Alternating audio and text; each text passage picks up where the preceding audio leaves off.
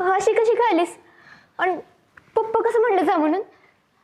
अभिजितच्या गावातली माणसं आलेली, त्यांनी समजवलं त्यासनी, जा म्हणलं. मग समजवलं म्हणून काय उपकार नाही केला आपल्यावर. आधी करायचं मग भरायचं. जुनी सवय आहे यांची. शाळेचं नुकसान भरून काढलं, माणसाचं मन कसं दुखायला भरून काढतात. बस तू. हे केवढं का म्हणून येड्यात बडबडायला लागले? कुठला इशे कुठे नेते? बरोबर आहे तिचं किरण. माणूस दुखलं की दुःखाच्या भरात काय बी बोलतो बघ. एवढं लवकर आलीस होय?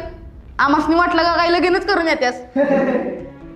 लगीन पिसकटलं ना नाही म्हणजे घरातलंच कळलं वाटतं. अरे अभ्या माद्या, तो सागर काय बी बोलतोय आणि तुम्ही गप्प बसलाय वय. नाही किरण्या, आता कोणाबरच भांडायला नको. तिला आपल्यामुळं ताप नको. ह्याला काय बोललो ना, ह्यो अजून 4 शब्द जास्तच बोलेल. कवा कवा उत्तर न देणंच उत्तर असतंय बघ माझ्या. बसली का दाखी? बेंचवर उभा राहून बोलणारी आज बेंचच्या तोंड का म्हणलं पोहायला लागलेत? ओ नवरदेव, इकडं बघा की व्हायच. ओ नवरदेव. बर, नवरदेव रुसलेत, नवरीचं काय म्हणणं आहे?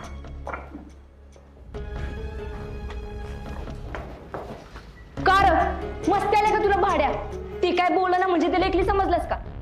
मी हाय तिच्यावर, कळलं ना? तुमच्या पोरांची भांडणं असतील तिकडं तुम्ही उलता नका, पण एका बी पुरीला मध्ये घेतलंस ना तर असाच वडत नेईन जंगम सरांकडं. बघायचं का तुला? वैर कुत्र्या. चल, जास्त भुकायचं नाही, ग बसायचं बस.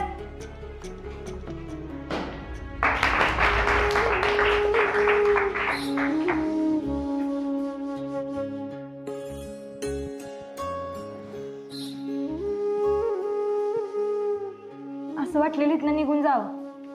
तू बोलली नसतीस तर गेलेच असते बघ. अगं कुणाच्या बापाला भ्यायची गरज नाही.